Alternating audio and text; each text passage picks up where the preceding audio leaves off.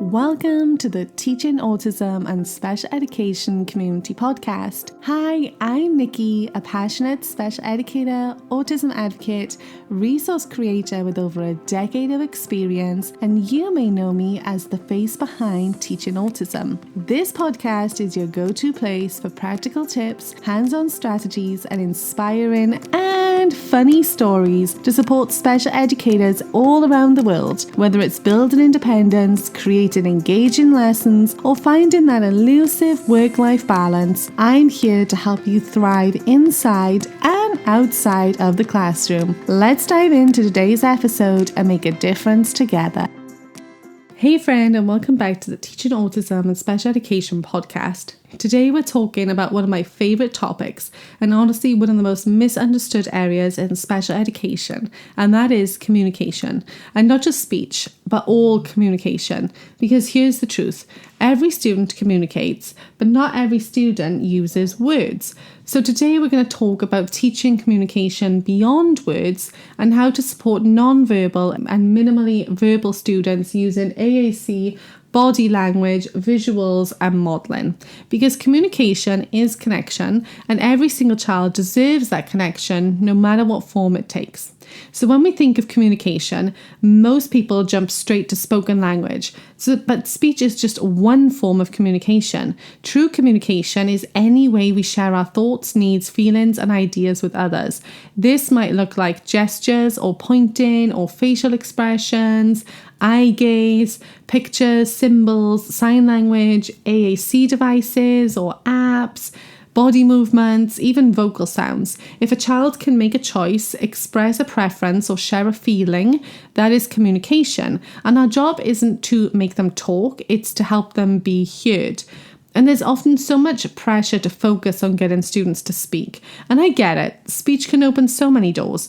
But here's what's really important to remember. Speech isn't the only form of success. For some students, speech will come naturally with time. For others, it might never be their most reliable way to communicate. And that's okay, because what matters most is autonomy. If a student can express their wants, needs, and thoughts, that's functional communication. That is independence, that is empowerment. So instead of measuring progress by how many words can they say, we start asking, can they express themselves in a way that others understand? Because that's the real win. Now, let's talk about something that we don't always name. Communication anxiety. For some students, being pushed to speak when they can't or don't want to is overwhelming. It can create pressure, stress, and even lead to shutdowns. You might see a student who stops trying, avoids eye contact, or becomes upset during speech-focused activities. That's not refusal, that's a nervous system saying that this feels unsafe. So we shift the focus from forcing output to creating comfort. When communication feels safe, the doors are going to naturally open, whether that's through speech, AAC, or another way entirely. Now, let's get practical, because what does it look like to teach communication beyond words? And we start by creating what I call a total communication environment. And this means we value all forms of communication equally. Speech, sign, gestures, AAC, visuals, everything. We model communication constantly using multiple models side by side. So for example, when I say toilet, I point to the symbol. When I say finished, I show the sign. When I offer a choice, I present both visuals. The message becomes consistent. You can communicate in many ways, and all of them are valid. Over time, students learn that communication is about connection and not perfection. AAC, which is augmentative and alternative communication, is one of the most powerful tools we have, but it's also one that's often misunderstood. AAC isn't just for students who can't talk. It's for anyone who needs extra support to communicate effectively. There are many types, from simple picture cards and communication boards to high-tech devices and iPad apps. The key is access and modelling. Give the student their AAC system at all times, not just during speech time. It's their voice, not an activity. And use it yourself. When you model AAC naturally, saying and selecting words as you talk, you're showing how powerful it can be. You might say, let's go outside, while tapping go on the device. I like that. all done with work.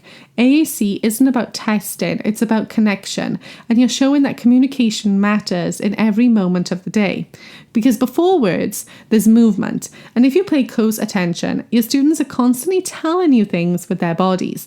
A glance towards a toy is interest, turning away might be overwhelm. Clapping their hands could be joy. Pushing materials away could mean no. These cues might seem subtle, but they are rich with meaning. When you respond to them, I see you're looking at the puzzle. Do you want it? You teach students that their gestures work. And when communication works, they use it more. That's how language in any form grows. Visuals aren't just for teaching, they're for empowering. Many of our students are visual thinkers. They understand what they can see. That's why I use visuals for everything. Schedules, choice boards, emotion charts, core word symbols, task visuals. They reduce anxiety, increase predictability, and make communication easier. You can pair visuals with speech to reinforce understanding. First work, then play, while pointing to each visual. The more that we pair words with pictures, the more accessible communication becomes. And if there's one strategy I wish every teacher used, it's modeling. Don't just tell students what to say, show them. If you want them to request, model it. If you want them to greet someone, model it. Use visuals, AAC, gestures, or your own body language as part of it. So for example, when you greet the class, wave as you say hello. When you ask for help, press the help symbol on the board. Model, model, model. And don't worry if they don't copy you straight away. Students need hundreds of modeled examples before they start using them independently. It's all about learning. And we have to get comfortable celebrating communication in every form. If a student uses their device to say break, celebrate it. If they point to the snack they want, celebrate it. If they shake their head to say no, celebrate it. They're learning that communication works, and that's one of the most powerful reinforcers there is. Because when students feel heard, the behavior is going to improve, their confidence is going to grow, and relationships are going to strengthen. Now, families are key partners in supporting communication. Sometimes they might be unsure about AAC or feel sad that their child isn't using speech, which is completely natural. So your role here is to guide with compassion. AAC is not about giving up on speech. It's giving them access to language right now. And then share small victories, a new symbol they used, a new gesture, a new sound. Because when families can see that communication blooming, however it looks, hope is going to grow with it. And that consistency between home and school is going to make progress so much faster. Now, one thing to remember, communication isn't perfect, and that's okay. Sometimes we will misunderstand our students. Sometimes they'll get frustrated when their message isn't received. So when that happens, I want you to model some repair strategies. I didn't understand. Can you show me again? Let's look at your device together. Do you want this one or this one? And hold up visuals. You're teaching that communication breakdowns aren't the end of a connection.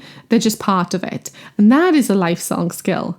So, teacher friend, as you go about your day, I want you to remember this. Communication is not about how many words a student says. It's about how many times they're understood. So when you slow down, listen with your eyes, model with your hands, and respond with empathy, you are telling your students that their voice matters, however it sounds. And that's what true inclusion looks like. You're not just teaching communication, you are teaching confidence and autonomy and belonging.